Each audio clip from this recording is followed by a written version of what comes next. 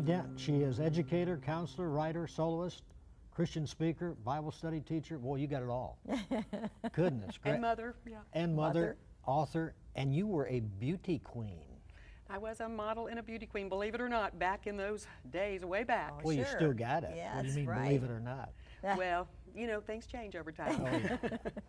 A quote from your dad, 1973, "There is no such thing as a fair trial for a Republican in Washington, D.C." Yeah, I agree that. Wow, that's quite a statement. Not much has changed.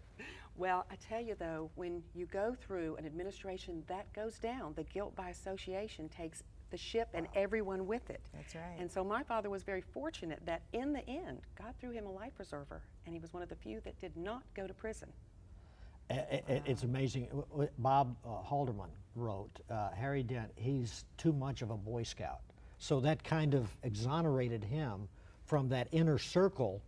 Right, where they could not connect him to Watergate. There was no connecting him to Watergate. They tried, but they just simply couldn't, because he was excluded from the inner circle for that reason. Now, you wanted to go to Columbia Bible College. Yes, now it's called Columbia International University. Yeah, and your dad didn't go for that. Absolutely forbid it. Is that the way he said it? Yes. Well, first of all, my Christian husband wanted to go, and he said, "You'll never have my daughter's hand in marriage if you go to that Bible college." And then when I decided I wanted to go, he absolutely forbid it, and he finally said, "Oh, you can go, you pay for it." Oh, wow. So I went because I knew my Heavenly Father wanted me to go, and I was seeking for answers to life problems, and I wanted to study the Bible from Genesis to Revelation, and it made such a difference in my life that it was well worth what I went through. Why was he so against it? Well, my dad was all into the success of this world and worldly success. He was a man of good character, an honest man, and he was a goody two-shoes Boy Scout. Yeah. But he did not believe that that was the road to success, studying the Bible as the center of your curriculum. He thought that he told me, "You'll be a poor church mouse who nibbles off at cheese and you'll be a failure." And so that's why he opposed it. Of course, the ironic thing is, what he opposed, you know what happens in the book. Oh, yeah. We're going to have a website so you get a copy, but how you will love to read this story. It is so amazing, absolutely amazing. How did you come to know the Lord yourself?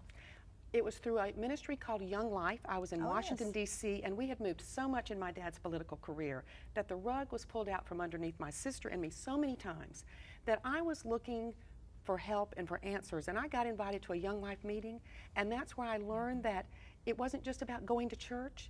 It was about Jesus being a real part of your life, that he had a plan for my life. And that's when I realized that I needed a Savior, and I was a sinner.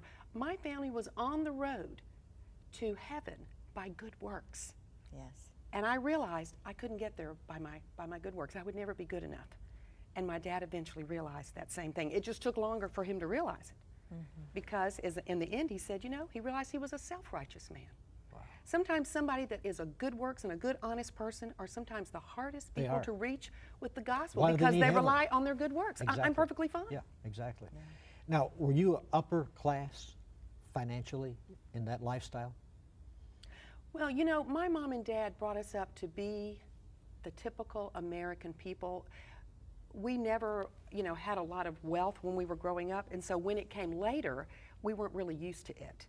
But yes, we got to do some things that people don't get to do in Washington, like go to the Kennedy Center and sit in the president's box. And I flew on Air Force One with President Nixon and his wife, and we got to do some really unusual things. We went to a lot of White House parties and dinners and things.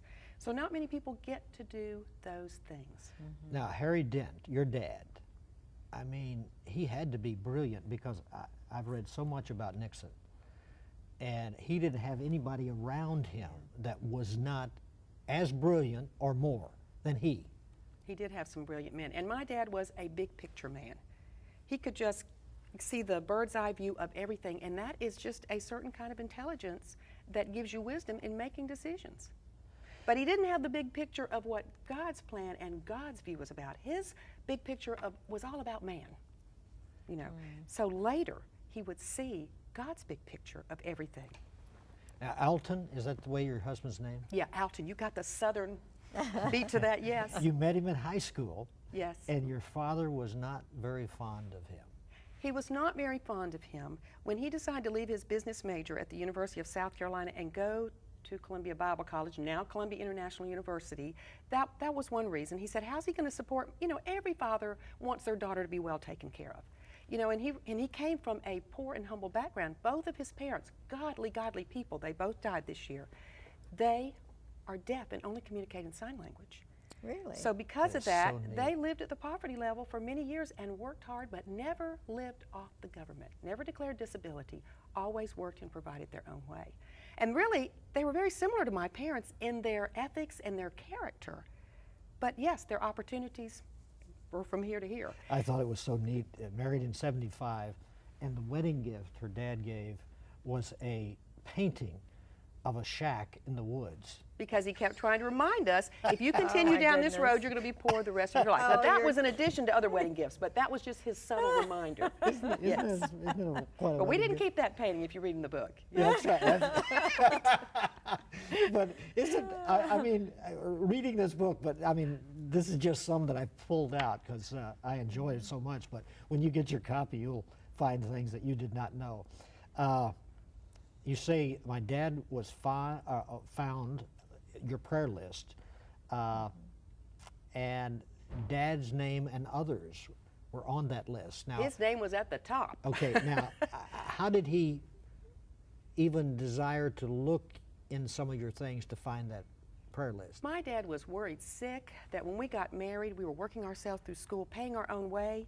You know, he kind of felt bad inside that he wasn't helping, but he was standing his ground, but then he was worried that I might be starving or something. Sure. So they had a key to our house in case anything happened, and he went over there snooping to make sure we had enough food in the pantry. Goes in my bedroom and sees his name at the top of the prayer list. And he looks at my mother and says, why would my name need to be on a prayer list? Wow. Oh, interesting. Yeah. And that started a direction in his life, just watching you and your husband, and then Chuck Colson. Oh yeah, that had a profound Had a- influence. I When guess he so. saw the change in Chuck Colson's life from here to here. And he knew it was real. And that said something to him. You know, it's like as my husband and I were praying, it was not up to us to try to manipulate and make him become a Christian. You can't do that with anybody. It comes from the heart. But as we were praying, we look back now, God was working the entire time, even though there were wonderful? times we didn't know Yeah. it. And for people that are out in the audience, you know, you might be praying for that loved one you want to Yeah. see in heaven. Don't give up. Don't give up. Keep on praying. Live your life as a witness. Let God do it. Don't you try to manipulate and do it yourself. Yeah, your leave life- leave the results up to God. I'm Your telling life you- must speak more. Yes, it's the only Bible they'll read. That's right. Is your life, and that's what your father was reading. He was reading that in Chuck Colson because he knew That's him. right. So he knew that had to be a change. Dolly, meningitis, Yes. almost died. Another profound Yeah. example. Tell My that father one. was on his hands and knees when he didn't normally pray, praying to God, save my daughter. And she has done very well today. She's a committed Christian, but the only thing she lost, she could have lost her life. She lost her hearing in one ear. Okay, now I mean, we'll get a little bit of it.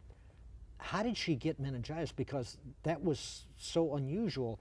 In that day it was. She played what, basketball? She was playing racquetball with a med school student in a Okay. closed-in area. All right. And, And- he had been exposed to a child at the hospital with okay. meningitis. Isn't that amazing? Yeah. Yeah. So she acquired that. I mean, she had a death sentence on her because her temperature went up to what, 105? It was 104 to 105. She turned gray, went into a coma. Yeah, they thought she just had a flu. That's what they And, do. and my dad was with her when she went into the coma. He had her in the car and he drove her back to the hospital because they'd already turned her down and said she just has a flu. Well, she didn't have a flu. Back then, you didn't get meningitis as much in the college-age people. It was younger children. Now everyone's getting the meningitis shot before they go to college. Good idea. Now, this is one section of the book. The Southern Strategist calls it quits. Talk about that. Well, we never thought it would happen. I was just praying for my dad. I just wanted to know he was going to be in heaven with me one day. Yes. And that he would know the same Jesus I knew. I never dreamed that he would give up his legal and political career. I mean, he was like addicted to politics, you know, and it cost his family. Just like a minister sometimes can have the burden of his whole congregation on his shoulders, and you know, he's got his family is his first mission field. Billy Graham often says that Yes. if he had it to do over, he would spend, He would spend more time with his family. with his family. And my dad had that same regret. But we never anticipated that he would give up his legal and political career and go into full-time ministry. I mean, we were shocked. But I loved every minute of it. I mean, it was wonderful. Okay, now tell about his conversion, because Yeah. we've jumped there from not wanting you to marry. Right, a certain opposing everything I did, opposing too. everything you did, especially a Bible college, whatever. And now, how did he trust Christ? Well, he finally realized that he was a self-righteous man. He was relying on his good works to get to heaven, and he realized, no, I'm a self-righteous man, and I'm part of the problem in this country.